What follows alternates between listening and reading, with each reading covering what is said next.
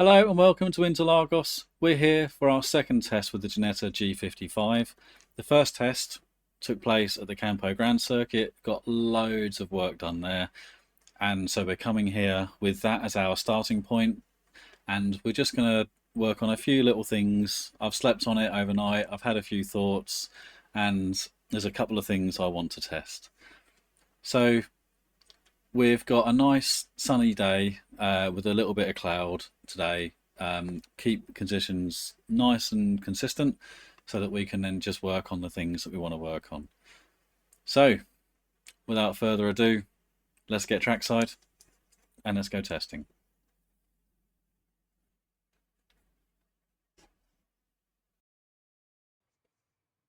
So before we do anything setup wise, we're going to start off with where we left off at Campo Grande. So this is the setup we finished with at Campo Grande. That's the tyres and brakes, that's the suspension, and that's the drivetrain. Now there's a few things I suspect. The front tyre pressure, possibly the rear tyre pressure, but I think I went a bit too far downwards with the front tyre pressure at Campo Grande, so that's something I might want to look at today. I'd like to look at the front brake duct opening to see if that actually does have any impact on the tyre temperature. That's pretty much it for this screen. I think rear downforce is something that I'll play with depending on weather conditions, I would have thought. I don't think I can leave it on 1 if it's raining, which might cause a bit of a problem if it's a mixed conditions race.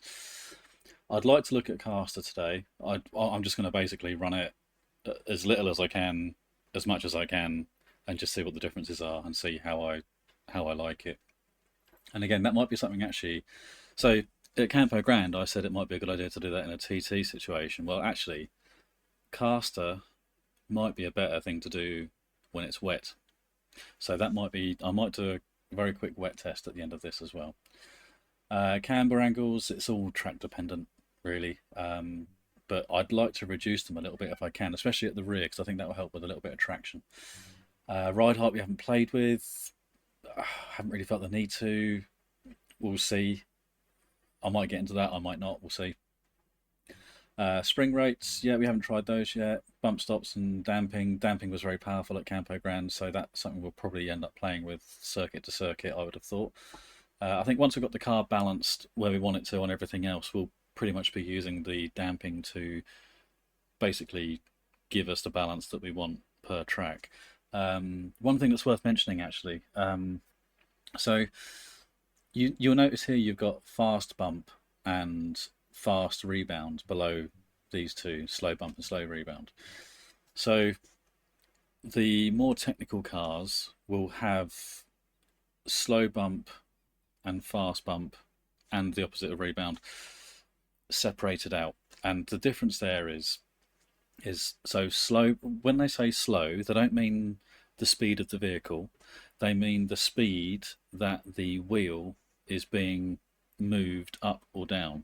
It's they call it the shaft speed of the damper. So the damper has basically got a body with some technical stuff in it that's fluid mainly, and in that body there'll be a shock shaft going through the bottom of it, and attached to the inside, to the end of that, within the body and the fluid, will be like a piston with holes in it. There are other designs, but for simplistic sake, let's say that this piston is the one that's got the holes in it, and then the rate at which that's passing through the fluid will dictate the speed, whether it's fast or slow.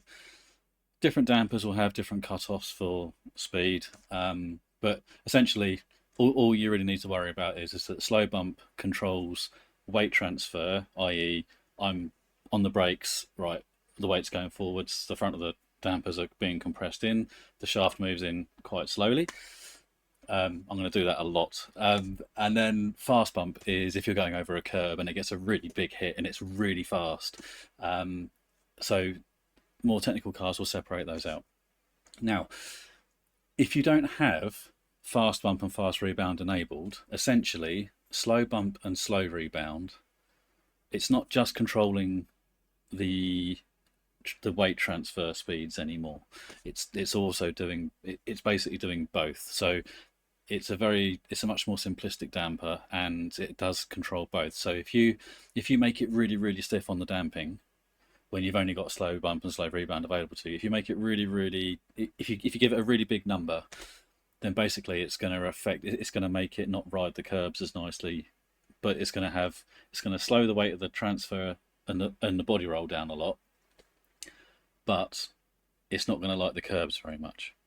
Whereas if you have it really light, you're going to have very fast weight transfer and body roll, but it's going to also be able to react to the curbs a lot quicker. So it's much more of a compromise. I mean, if in some ways it's harder to get right when you're using the more simple dampers, because you haven't got the choice between one or the other. You have to compromise one to get the other in most cases.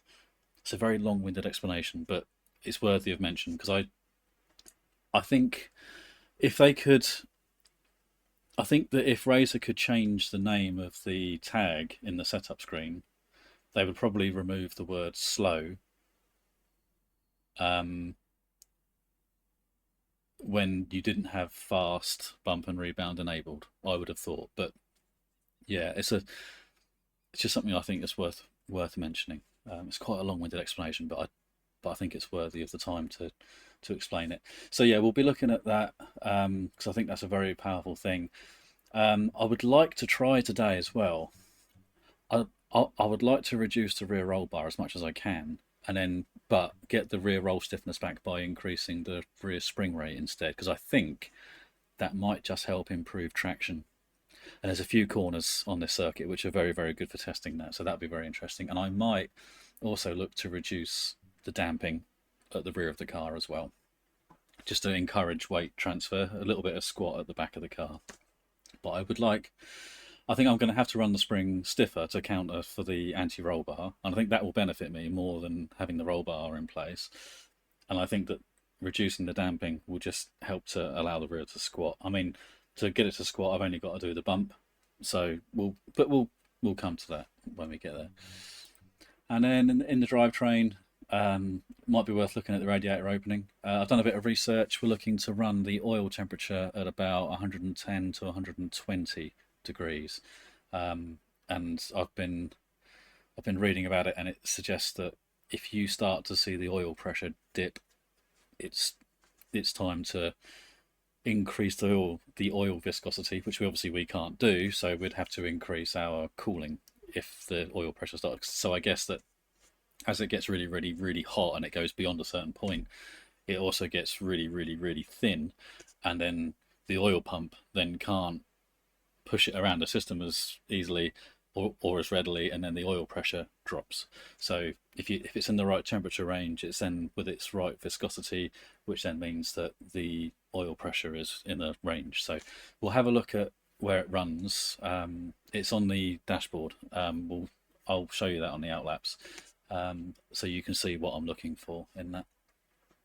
And then might have a little look at the preload and the clutches on the diff if we get time. But I don't. Yeah, there's a few things to do here. So, but anyway, that's what we're going to start with. Let's get out there. Let's see what we've got, and then we'll come back and then we'll make some decisions on what we can test with. Right, let's get cracking.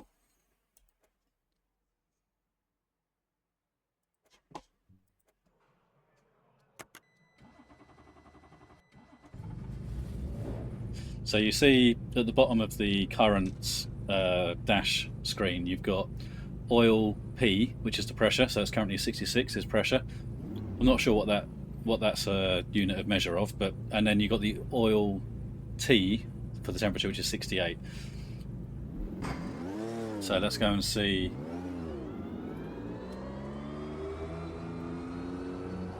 How that varies.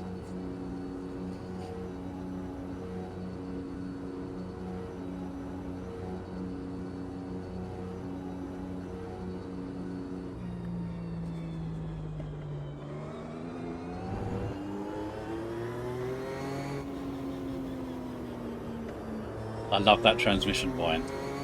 Absolutely love that.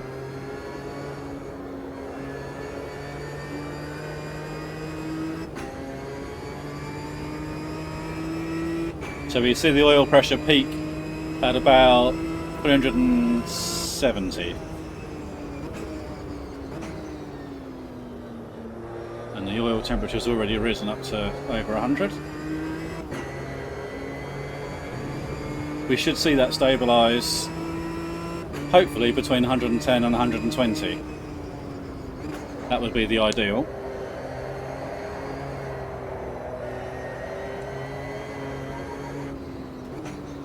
So this corner here will be a really good gauge of traction getting out of here. Just there, that little bit of kick there. This corner cambers really heavily, so a little bit of there. Okay, so a little bit of traction out of there, that'll be a good test, but and then out of here as well. But that'll be the middle left will be more stable as the tyres warm up. And also out of here, the last corner, traction's a premium as well.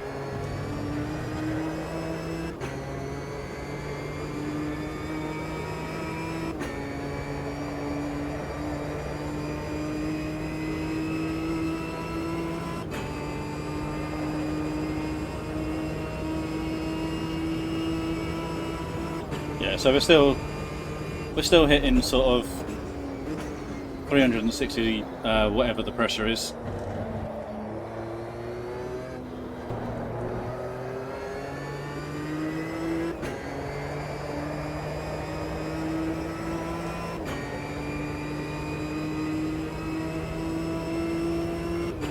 Yeah, 370 I saw there.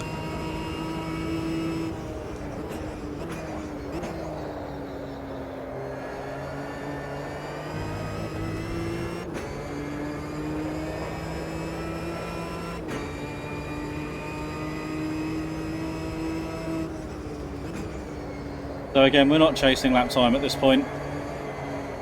This is about just feeling.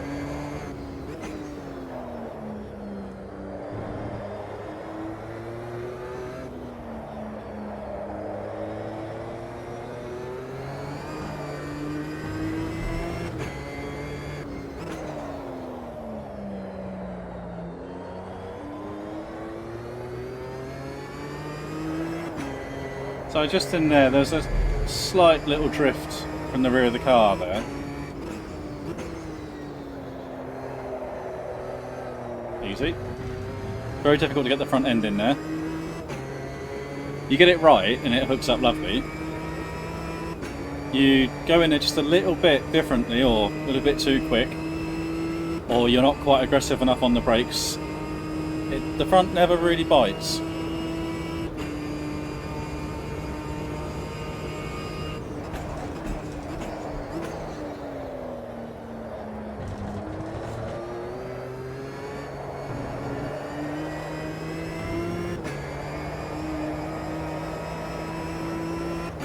I mean, the good news is that the car feels not too bad, really.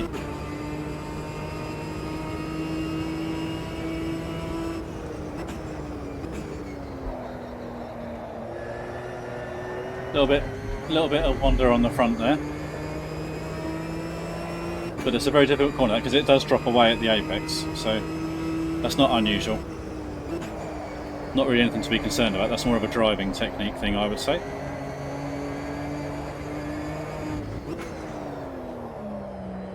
Yeah, just a little bit of wander from the rear of the car as you're trail braking in.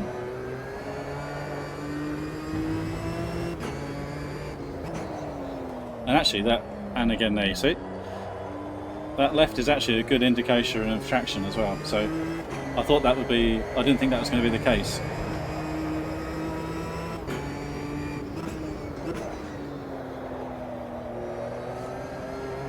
Just a little bit of traction there.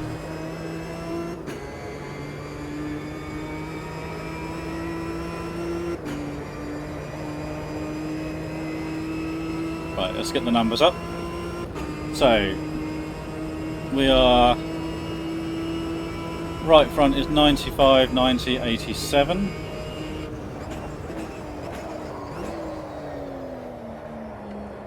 A bit late in that. Too busy looking at the numbers.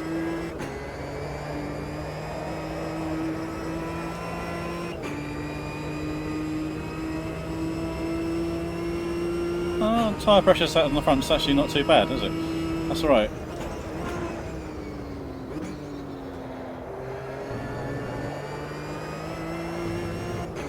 The rear is 88, 86, 85, 88, 87, 85. So, yeah, maybe tyre pressures are something we haven't got to worry about just yet then. Oh, 92, 90, 87.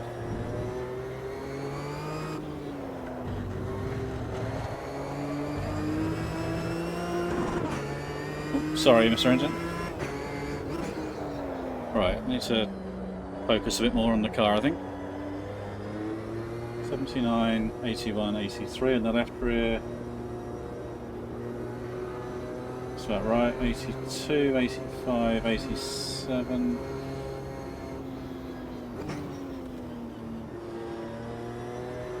.88, 46. Okay. So the left front is probably a little bit on the high side. Okay. But we're certainly in the right ballpark anyway. We're not massively over. And tyre pressures are not far out enough for me to worry about.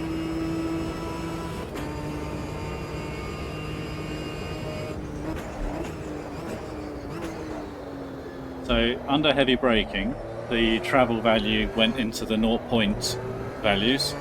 So we're nearly maxing out our travel before we hit the bump stops.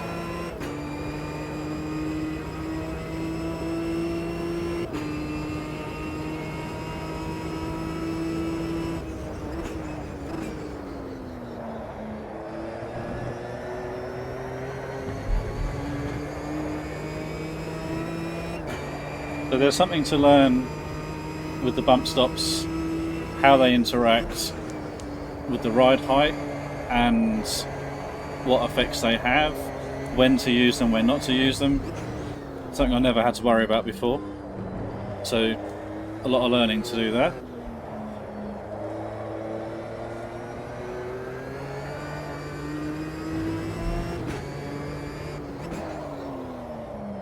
Right, first things first, I am going to try the... I'm going to lower the rear diff preload and see if that helps this rear locking issue. And the reason I want to do that, well, I'll explain when we get back to the pits.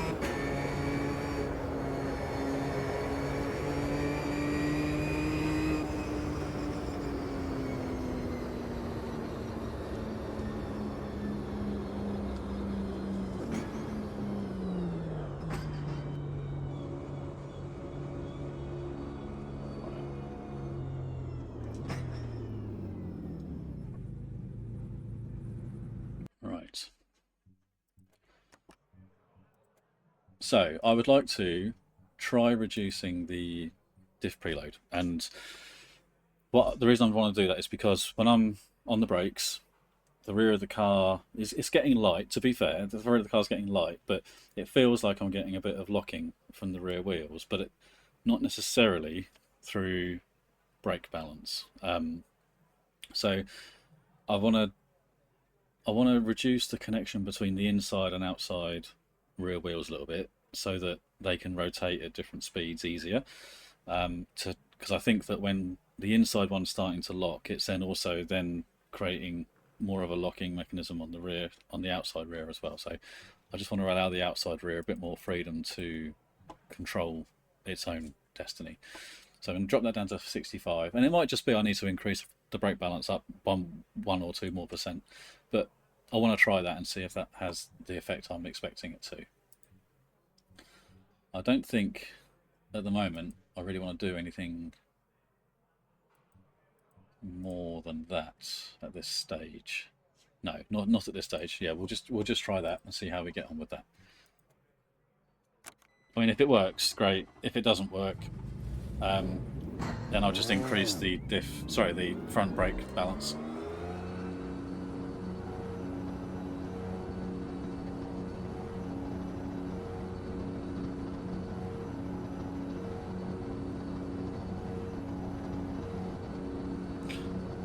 Yeah, I'm going to give up with the old pit lane speed limit.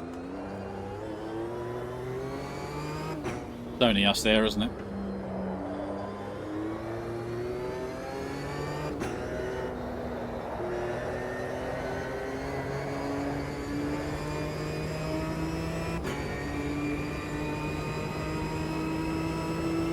The other side to the diff preload change as well will be that it also might help reduce the amount of the rear stepping out as well, make it a bit more user friendly.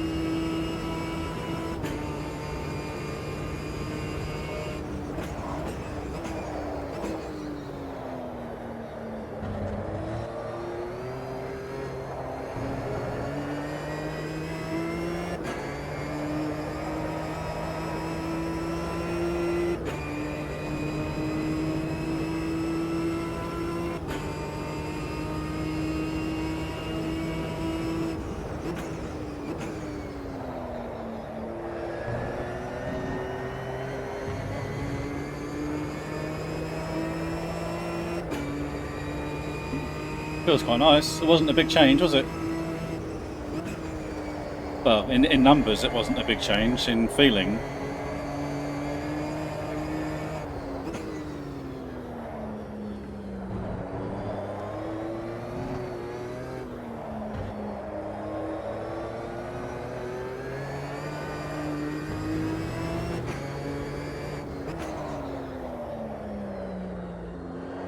well, it's had the effect I wanted. But it seems to have done anyway.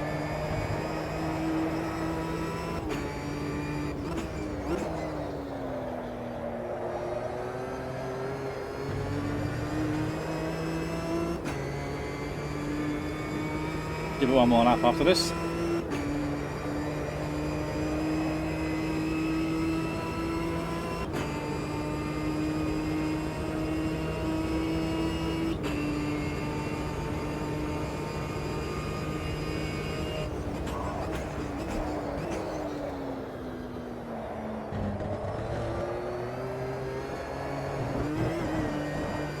Took that very well, didn't it?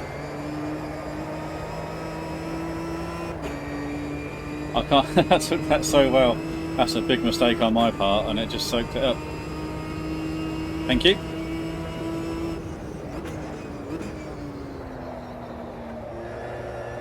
Bit wide there.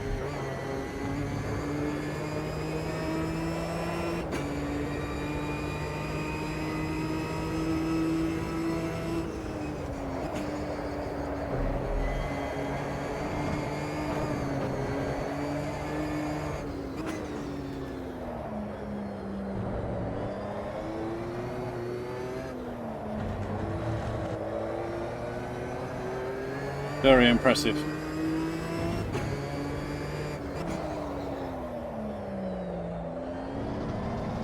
Just a little bit there. Still does it just a little bit.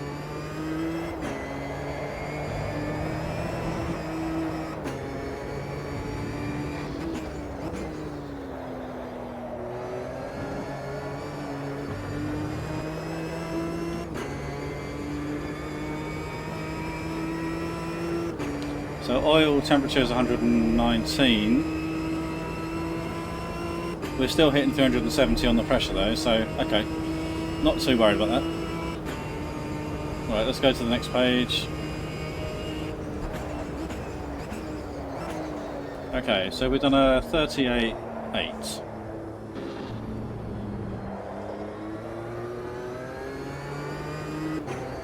And right front is at 93, left front is at 83. Right, 93 and 83. Right, let's go back and let's go to the setup. I want to try dropping this down to 1 and the spring rate up to 2. So what I want to do, I still want the roll stiffness. I don't want the rear of the car to roll more, so I'm going to increase the spring rate, but I don't want the anti-roll bar working, because an anti-roll bar will tend to take away traction from the inside wheel. So that's what I'm looking for. This is what gets me out the corner. So I want to reduce that as much as I can, but to get the roll stiffness back by increasing the rear spring rate. Now, what that will do, though, so the increasing the rear spring rate will also help prevent the rear of the car from squatting, which the anti-roll bar doesn't have any effect on. If you're compressing both wheels at the same time, the anti-roll bar has no effect whatsoever. But the spring rate being increased will help prevent the rear squatting, which will then take away traction as well. So it's a bit of a swings and roundabouts, but I just want to try it both ways and see the effect it gets. And I think that the increase in spring rate might benefit from having a reduction in the slow bump value, but let's we'll look at that as a secondary thing. I only want to change stuff that I can isolate the feeling of in one go. I don't want to change two things and then have both of those things being able to influence the other, so then I don't know what's made the difference. So one thing at a time that I can identify. Right, screw the speed limit.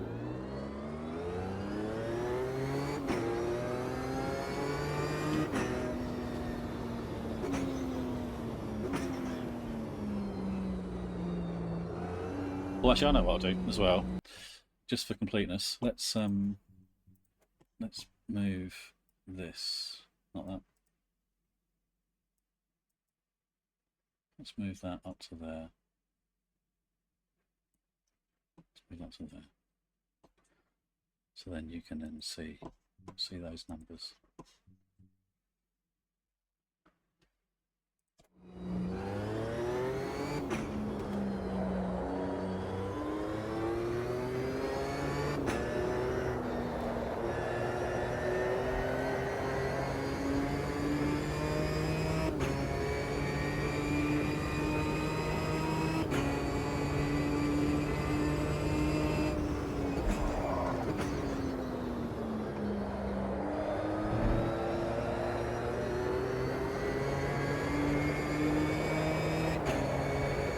Yeah, this one I'm quite interested to see the result.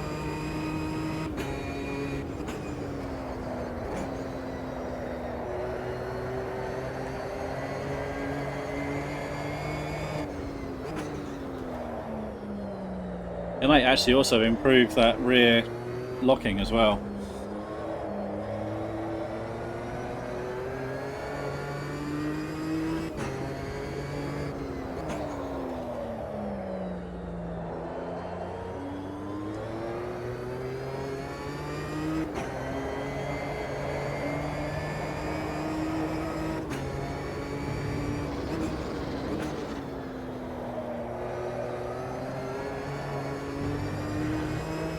Yes, I can already tell it's better. Already. I mean, I'm going to have to do the run in full, but yeah, I can already feel it.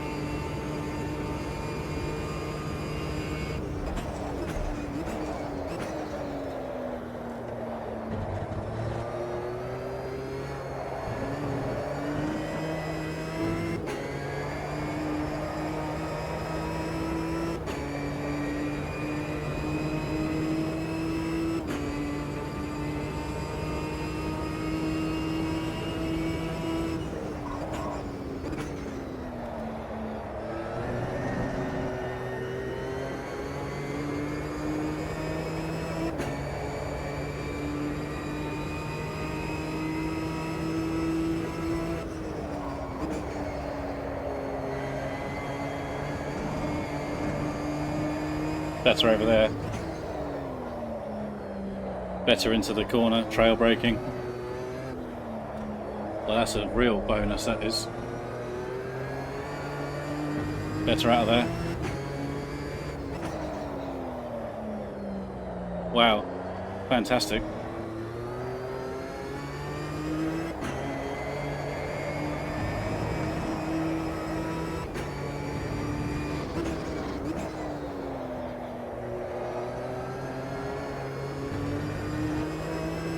That'll make for a better race car as well.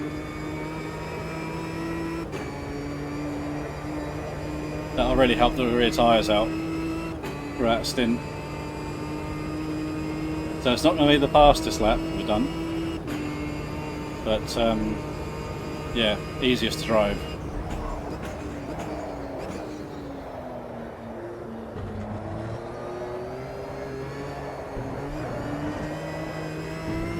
I will keep hitting that curb. I will keep pushing my luck.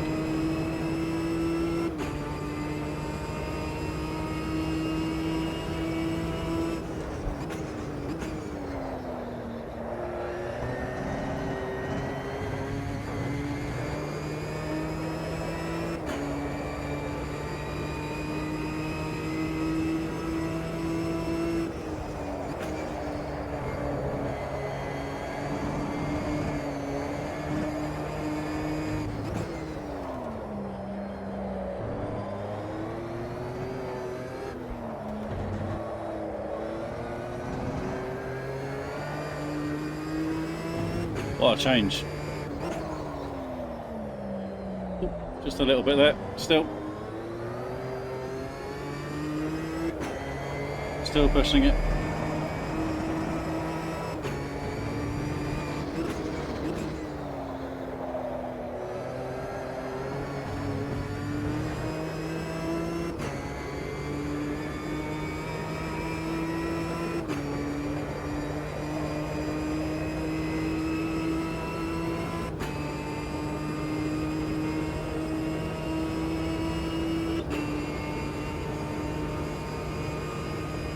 Wow, half a second. Bosh, have it. And it's easier to drive as well. Not only is it faster, it's easier to drive. Wow, fantastic. Right, okay. And I noticed then that the right front tyre did just tip over the 100-degree mark. So, let's return to the pits. Right. Okay.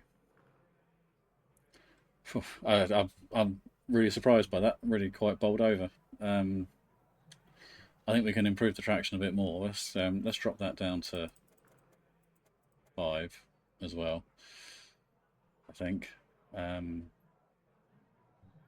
let's drop that down to 5. Now, I'd also like to, while I'm here, let's whack this right down to 0. Let's see. Let's do a short run. Let's see if that has any impact on the tyre temperature. If it means that the front tyres peak over well over 100, then we know that this has an effect, and we can then use that.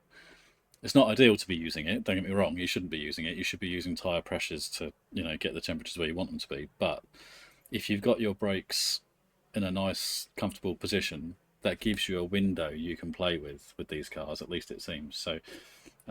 If you can use that, then use it. That's what racing's all about. It's about sort of robbing Pete to pay Paul. That's what you're doing here. So, and that's where you find your advantages, is in those little things.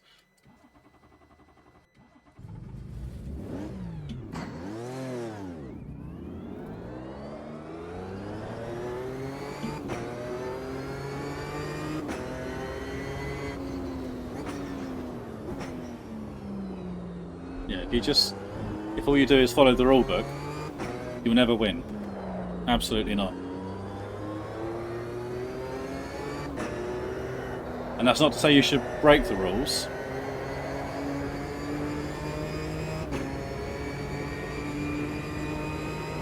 I'm not condoning cheating at all. but it's looking at the rulebook or looking at the rules of what you should be doing, be it a rulebook or setup adjustments, and it's how you can use those to your advantage, you know, to get the result you need. It's how can I use this to get that, even if I wouldn't normally use that to get that. Sometimes that's what you have to look at. They're the things you have to do.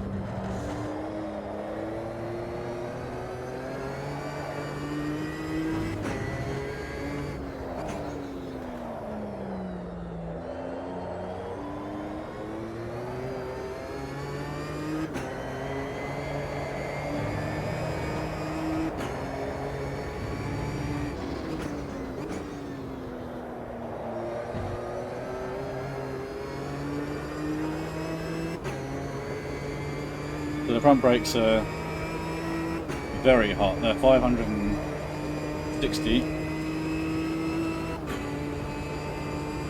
and they're not really reducing, are they? Let's see if they go red.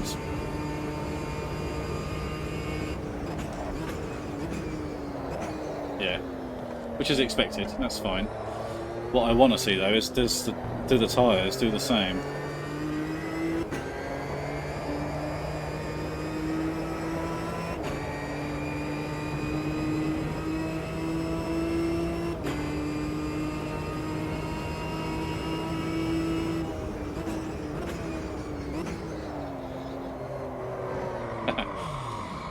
Okay, right, we're going to have to change this test. I've gone far too far with that, so let's go back to the pits, edit setup. Right, let's give them 40% cooling. Yeah, that was a bit of a wasted test, that.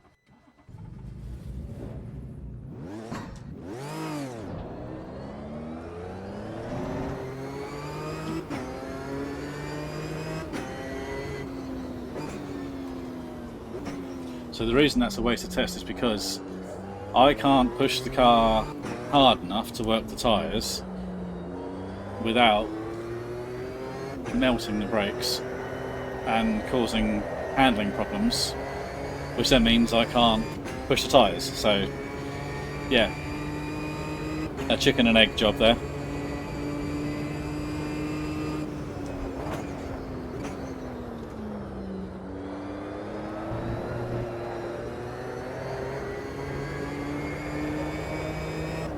Hopefully 40% will be enough that we can run it for a few laps.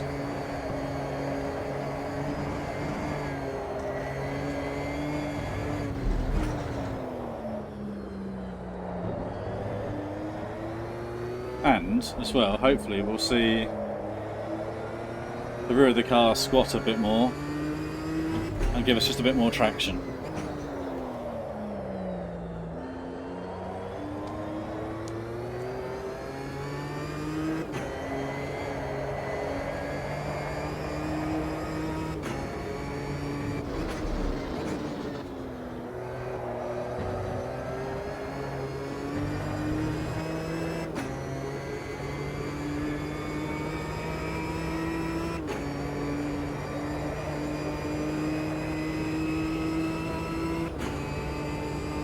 We won't be chasing lap time in this one though. This is about just looking at what the numbers are doing.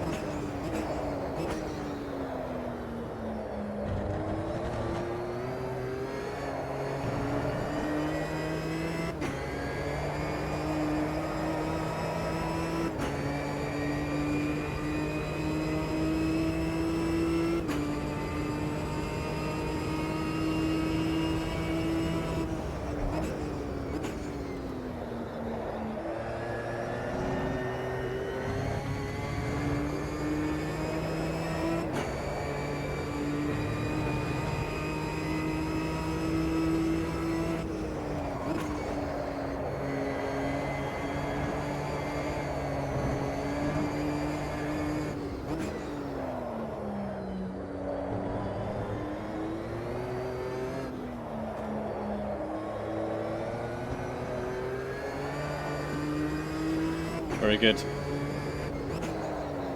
I think we'll be keeping that rear damping change.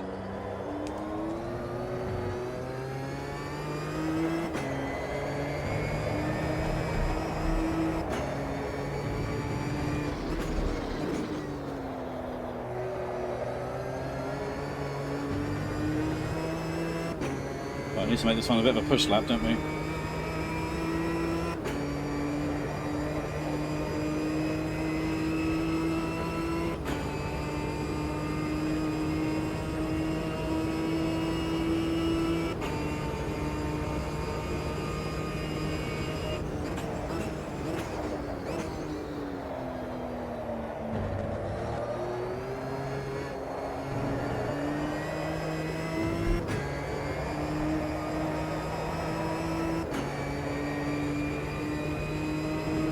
Feels really nice.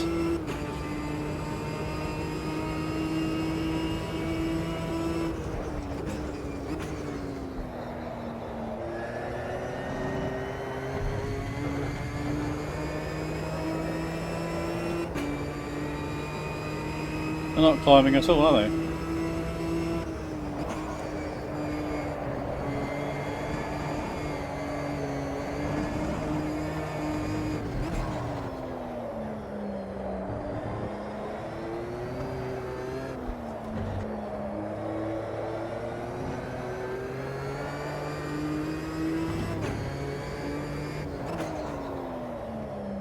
Well, I'm not really seeing the numbers increase to a degree of any significance.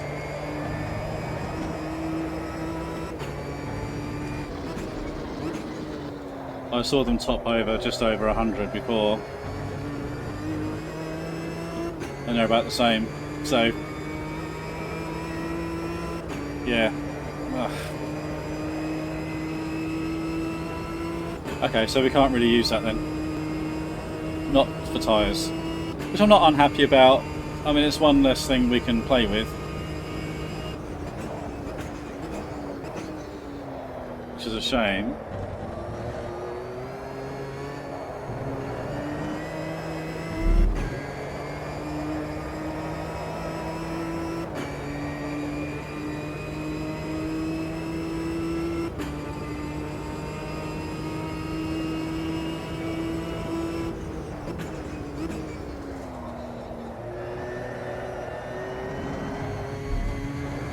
Although they are climbing, aren't they? It was not as high as that this time last lap.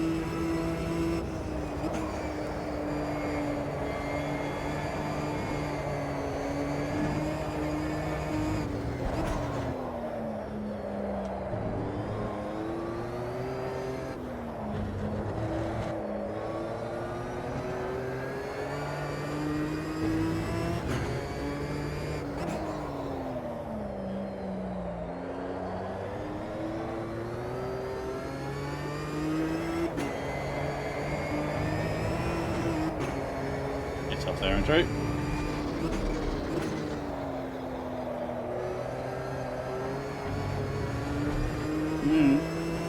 It's gone to 104 now.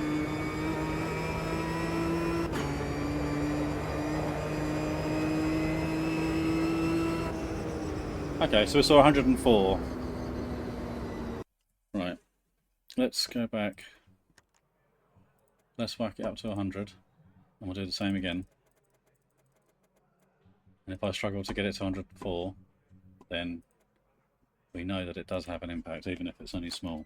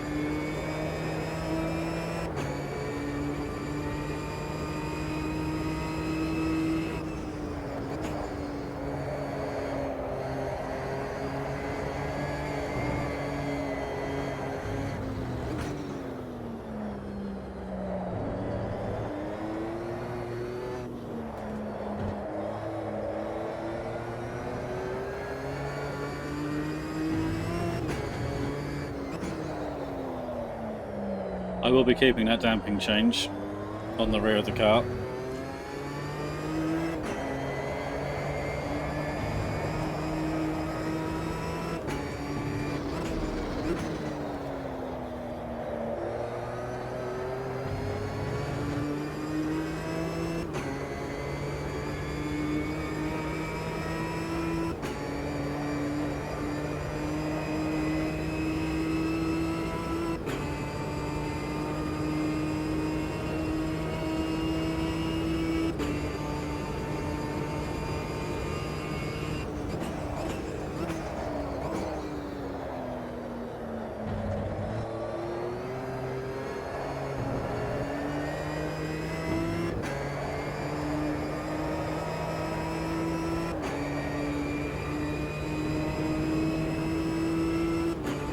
So the front brakes are not quite green, are they, at this point?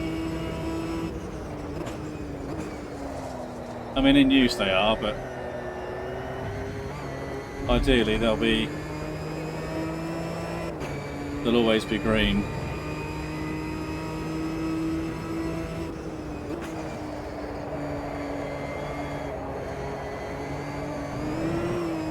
Easy.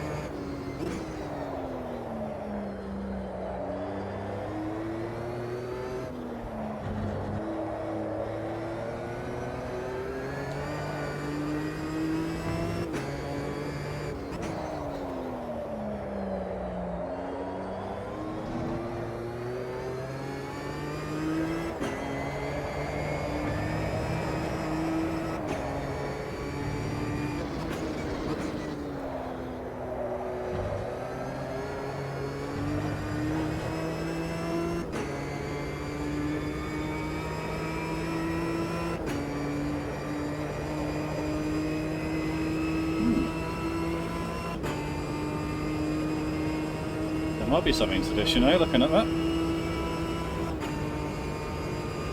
So we are in 2 laps.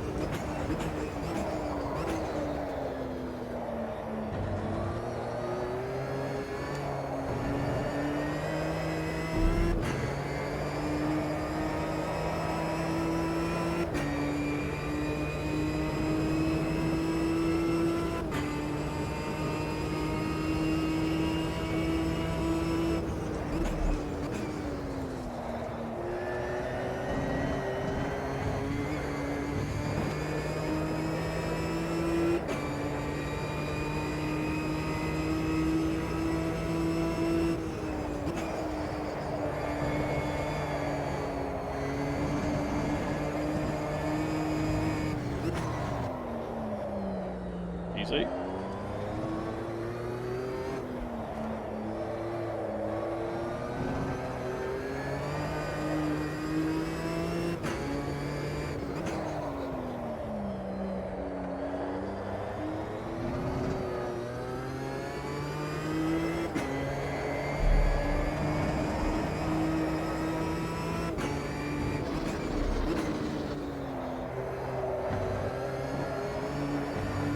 So we're at 100 now. Yeah, makes very little difference, does it?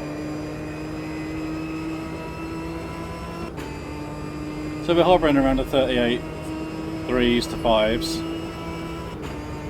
That was only a little bit slower.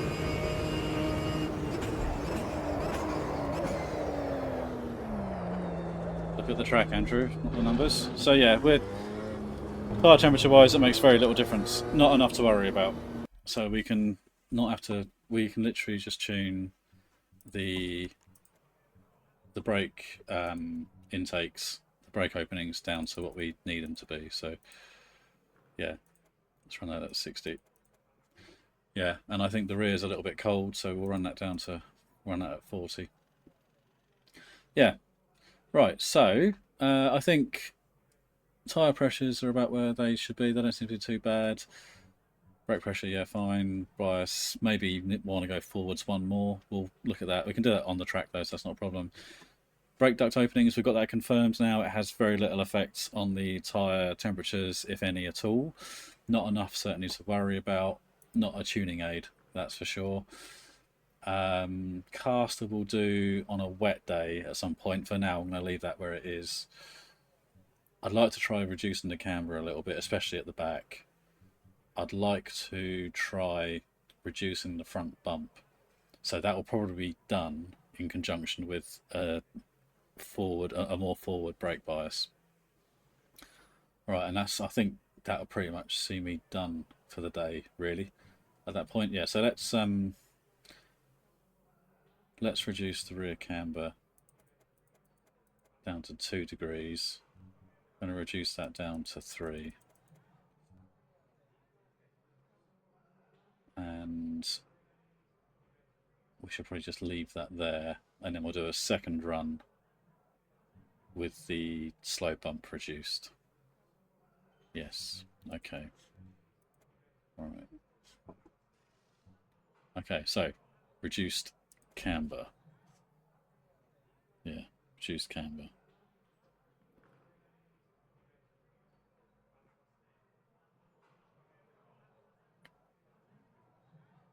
Yeah, cool.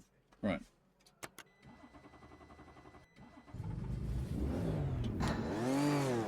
So hopefully we'll see the rear brakes being more green. Now we'd reduce the rear brake duct opening.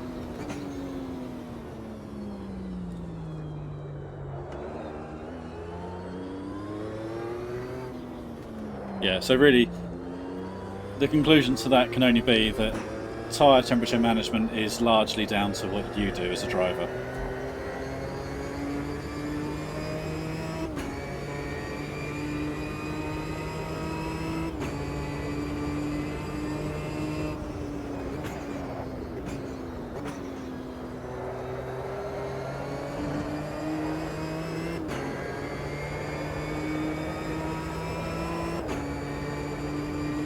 Right, let's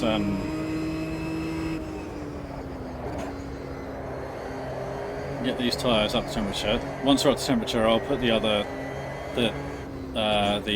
telemetry HUD up so I can see the inside, middle and outside temperatures. Again, I'll just have to bingo call those numbers to you, I'm afraid.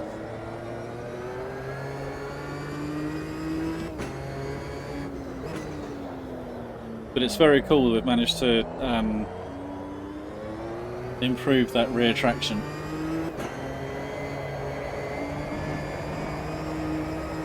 Always good to go to different circuits. And also as well, at some point I'll probably have to go back to Campo Grande to verify the changes there as well. It's a lot of back and forth, it's a lot of logical thinking, and there's a lot of, you've got to be very consistent, which is very difficult in my situation now where I'm driving a new car.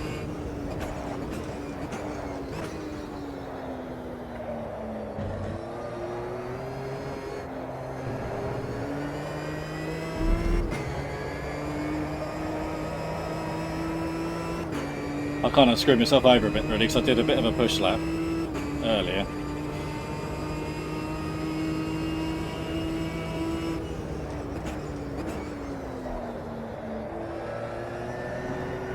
Which isn't how I would be racing, so... I mean, it wasn't a time trial lap, but it wasn't a race lap either.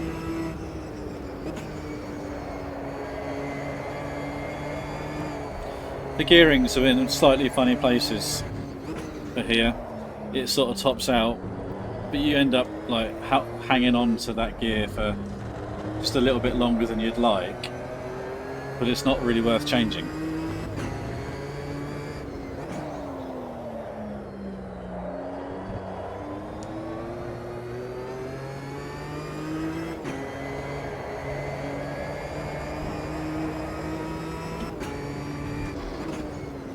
Right, so tyres are another lap and they'll be where we want them to be. So let's get the other HUD up now.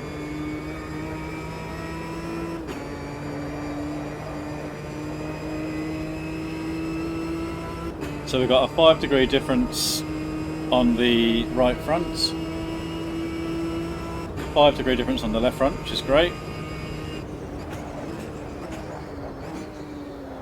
So maybe we can go just a little bit more, but we'll let them get a little bit warmer first.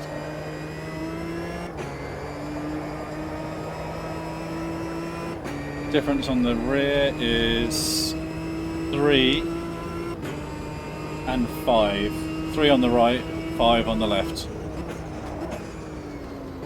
So I'm quite happy with that.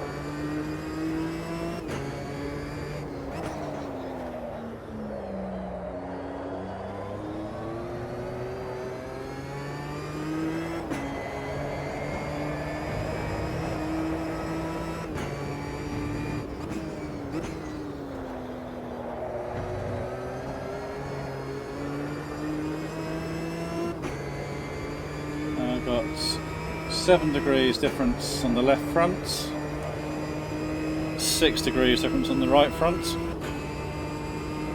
5 on the right rear, and 5 on the left rear. So the rear is pretty much perfect according to Razor.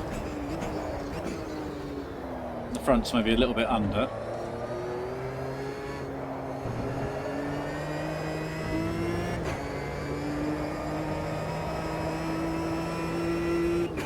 But not enough for me to worry about. Yeah, I'm quite happy with that. You maybe could go to 3.2 on the front. That would probably be where we want to be. So brake temperatures. Right, let's come off this HUD now.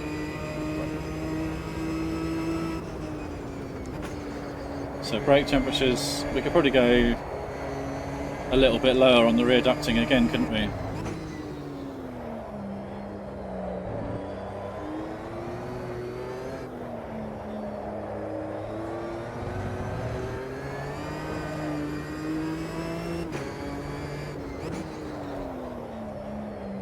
Still getting that locking, so let's increase the front brake balance in a sec.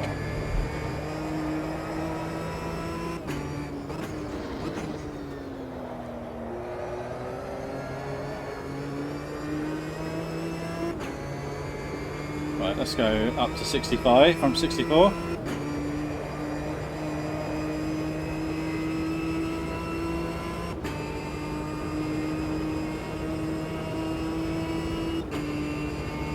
Yeah, they're just sort of going turquoisey, aren't they?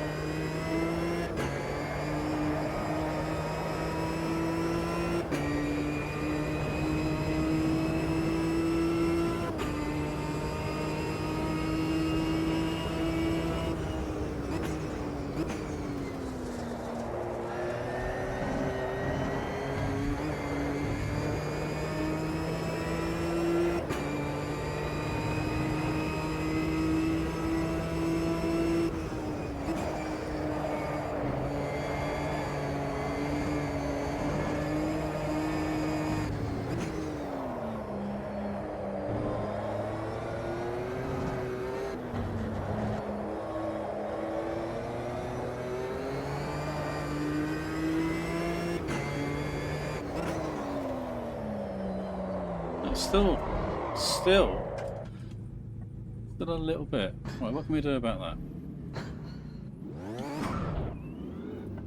Didn't go so well, did it? So what can we do about that?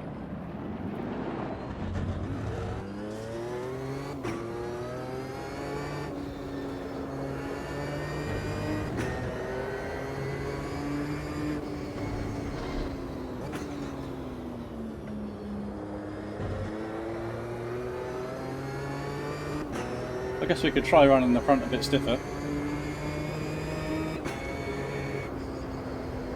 I don't think we're going fast enough for it to be rear wing.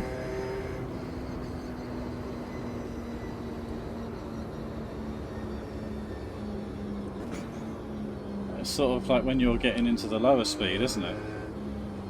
So I don't think it's going to be rear wing. We could try it, I suppose. But I think we're probably better off. Let's try running the... Let's try running. That's when you're on the brakes, isn't it? Well, get in, you're on the brakes. And you're trail braking whilst turning in.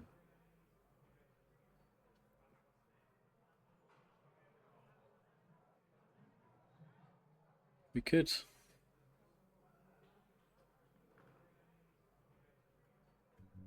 increase the rear rebound. We could increase the front bump, but I actually wanted to reduce that a little bit. Don't really want to use the bump stop. I don't want it to be braking whilst it's on the bump stops. Not really. We could reduce the rear ride height, but then that would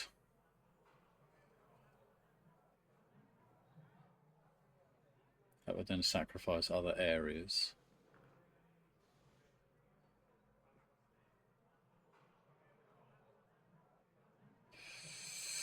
Ooh, decisions. Let's try increasing that front spring. Let's see what difference that makes.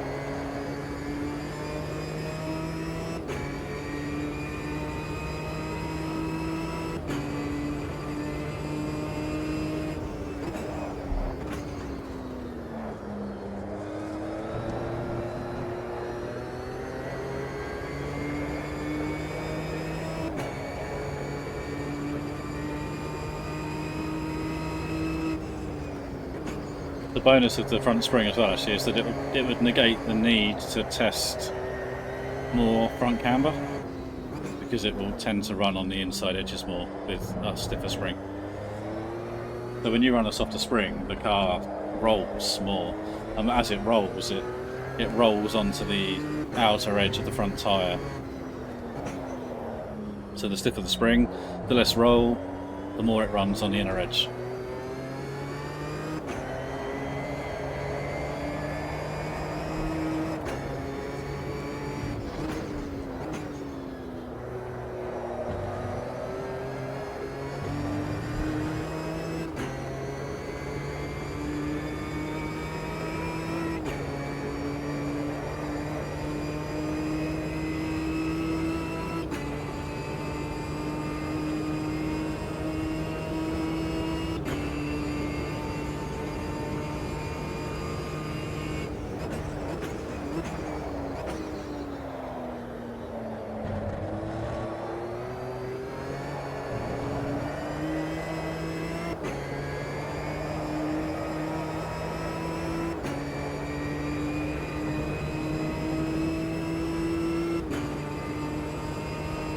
Actually feels quite nice.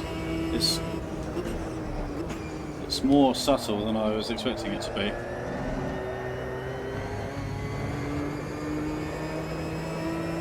I sort of ummed and ahed. I sat there for a little while, didn't I? Umming and ahhing about it. Because I thought it might be too much of a change.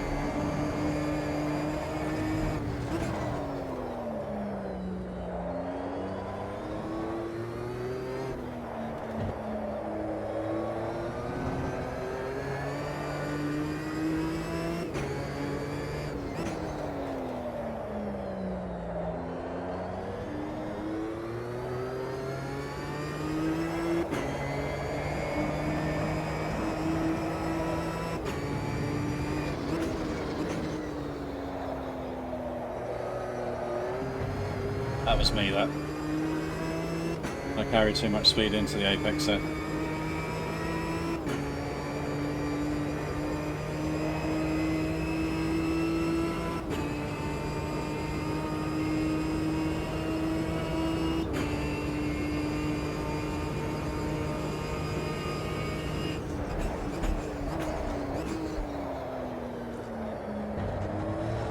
It feels...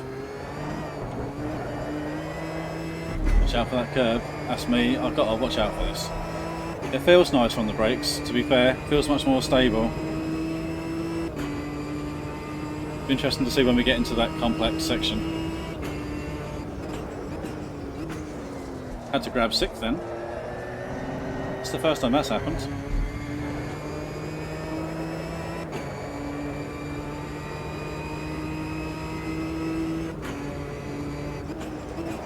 And 5th there as well.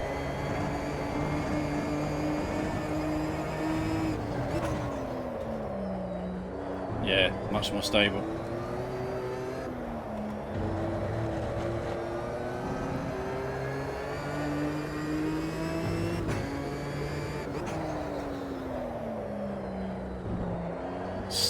It's still there, ever so slightly.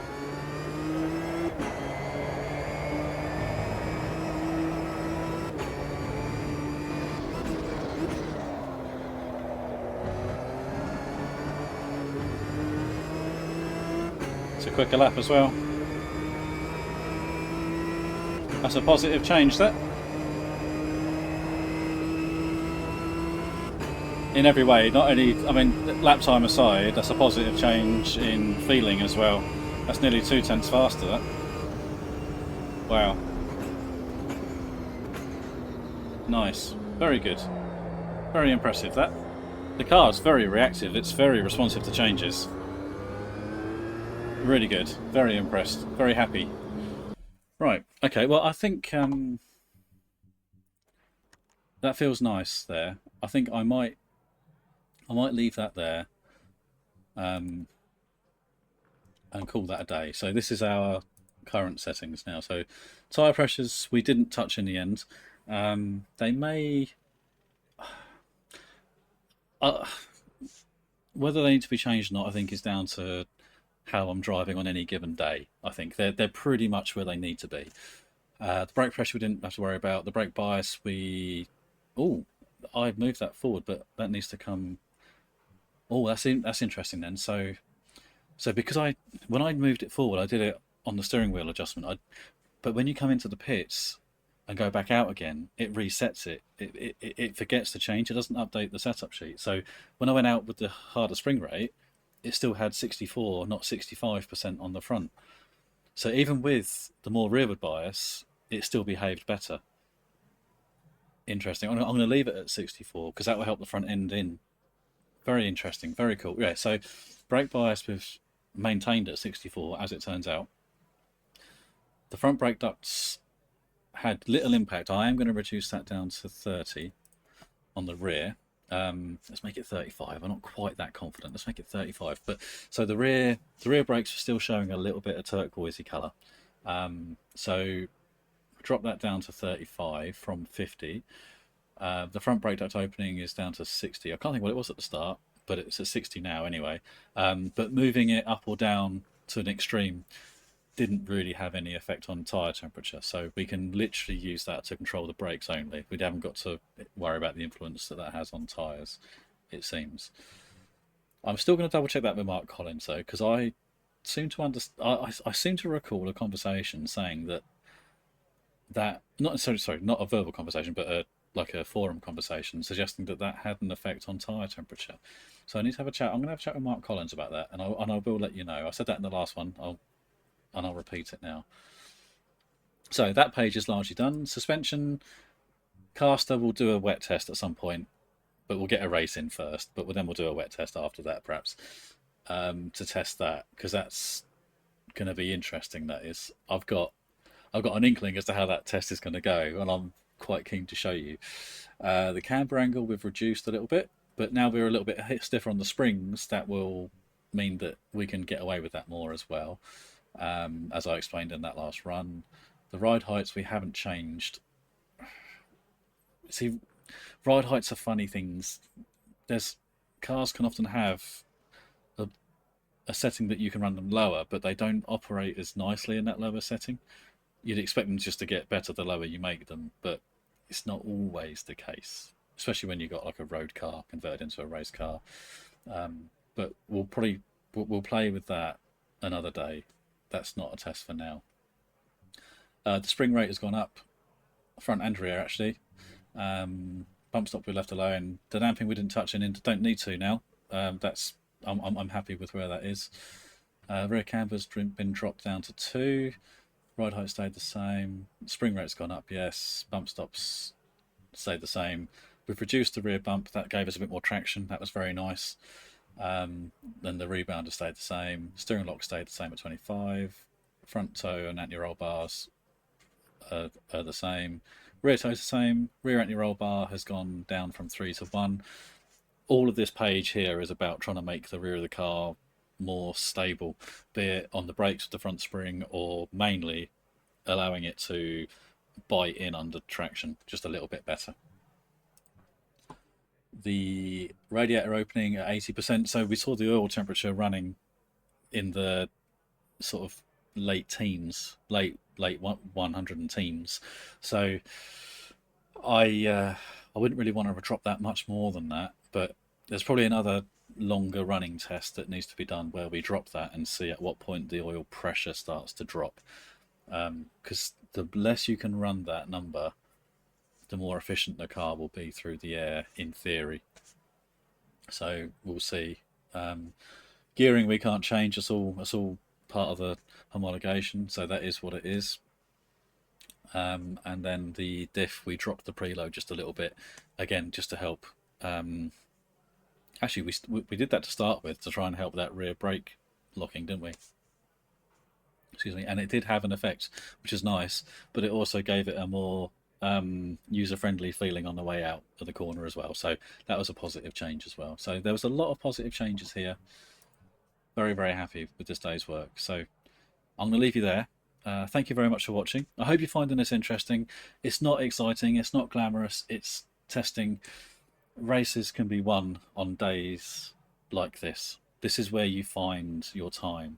And even if you're not finding time, you can find consistency. You can find ease of use and user-friendliness here. These are really, really important days for a proper race team. Yeah, the sort of days that championships can be won and lost. So although it's not glamorous, it's really important work. And if you go into it with the right attitude, it can be really, really good fun. So anyway, I hope you're finding it interesting. If you're not finding it interesting, don't worry, there'll be some racing coming up very shortly. The next video will be calibrating the AI to my speed and showing you how I do that. And then after that, we'll be straight into a race. Anyway, thank you for watching. Thank you for supporting. We'll see you later.